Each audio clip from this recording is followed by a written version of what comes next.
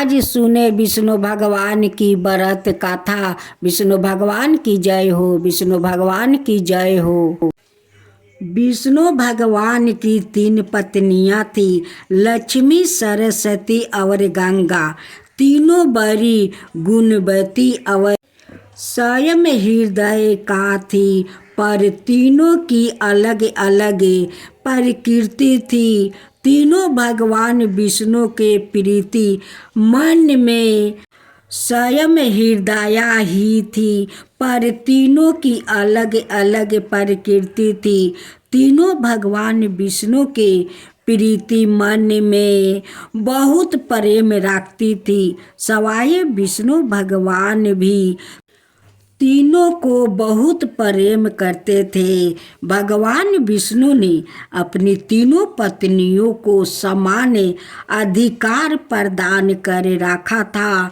तीनों बड़ी बहुत प्रसन्नता के साथ अपने अपने अधिकारों को उपयोग कर रही थी, पर प्रकृति की भिन्नता के कारण सरस्वती के मन में संदेह पैदा हो गया कि विष्णु मेरी अपेक्षा गंगा को अधिक प्रेम करते हैं।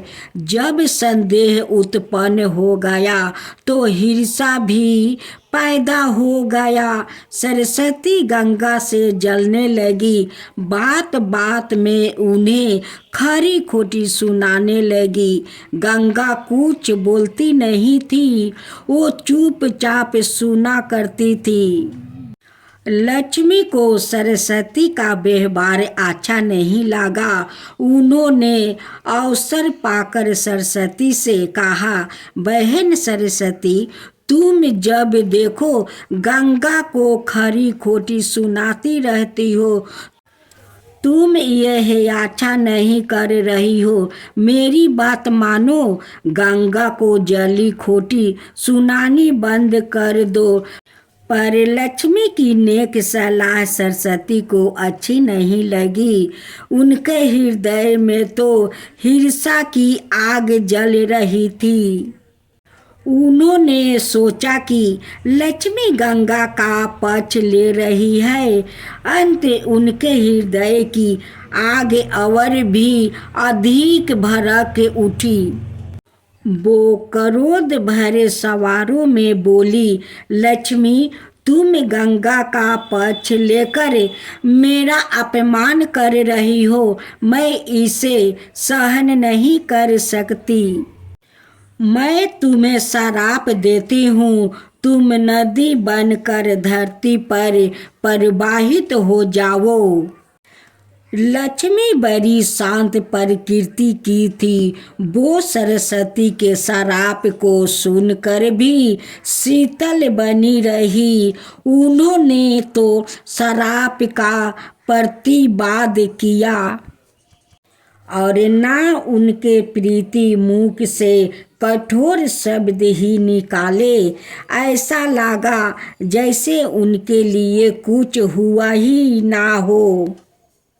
पर गंगा को सरस्वती का श्राप अच्छा नहीं लगा।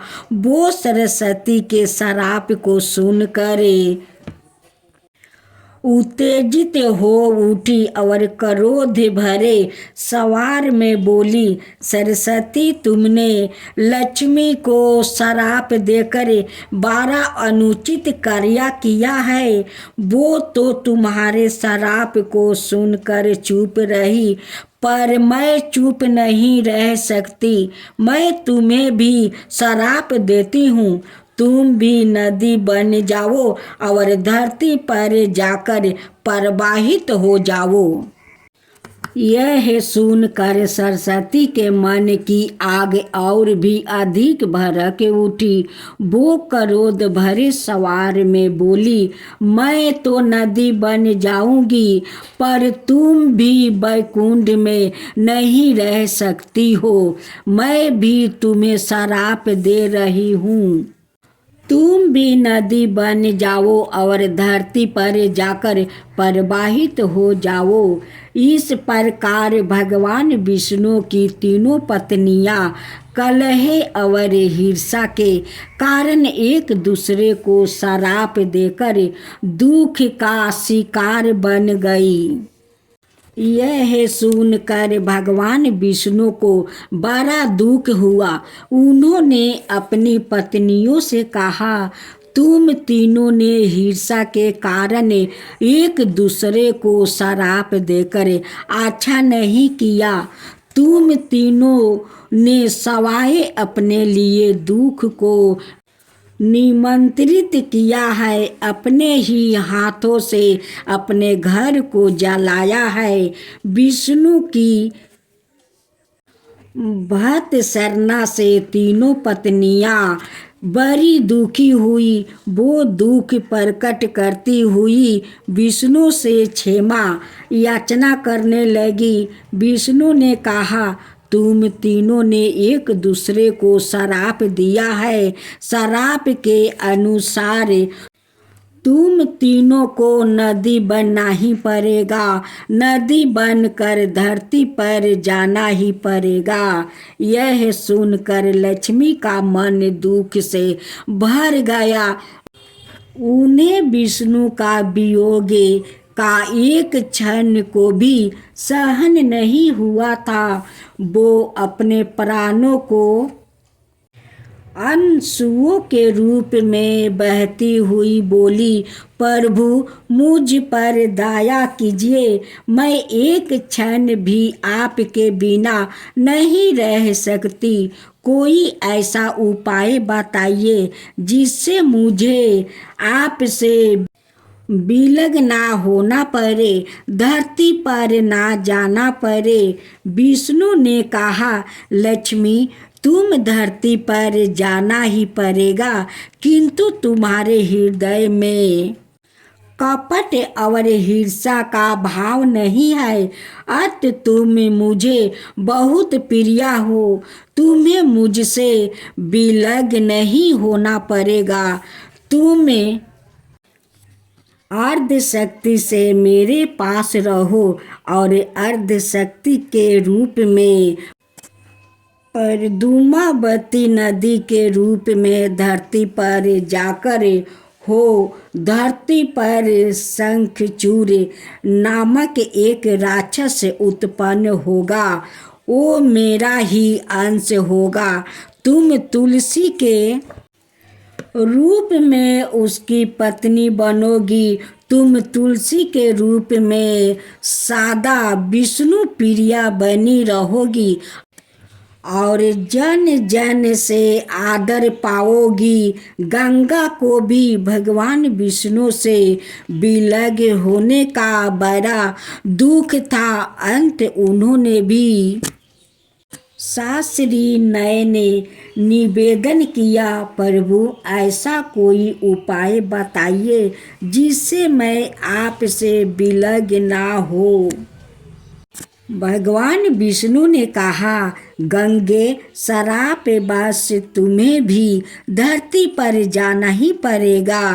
राजा भागीरथ अपने पूर्वजों के उद्धार के लिए तप कर रहे हैं।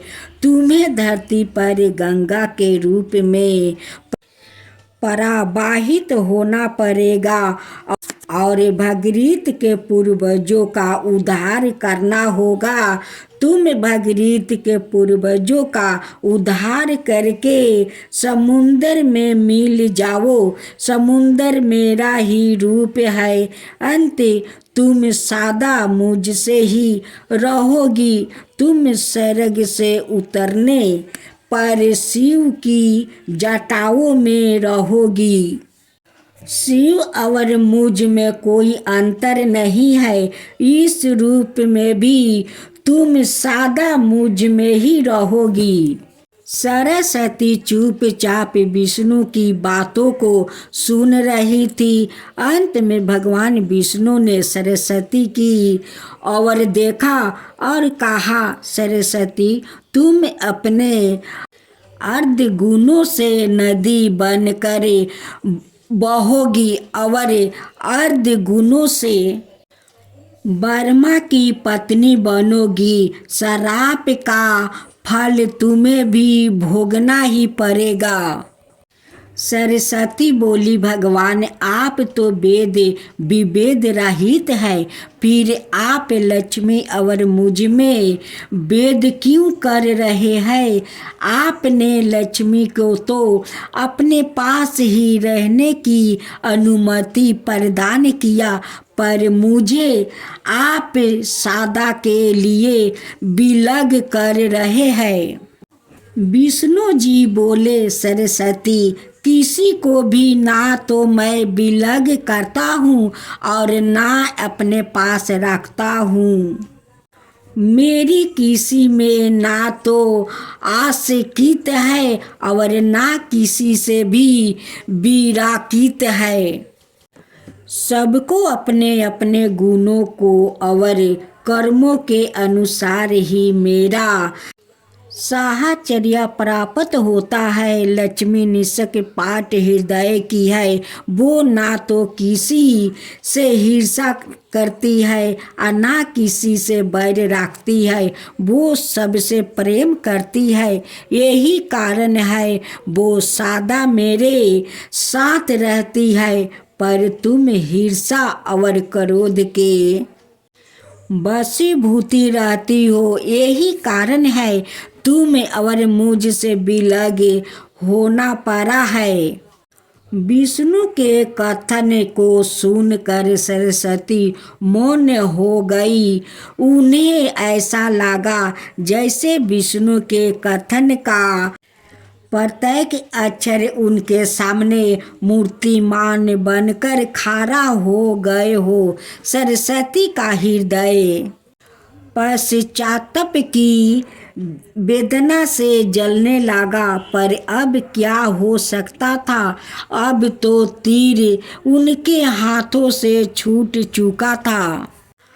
जो मनुष्य क्रोध और ईर्ष्या के वशीभूति होकर अपने हाथों से ही अपने घरों में आग लगा लेता है, उन्हें सरस्वती की भांति ही पश्चाताप की वेदना में जलना पड़ता है।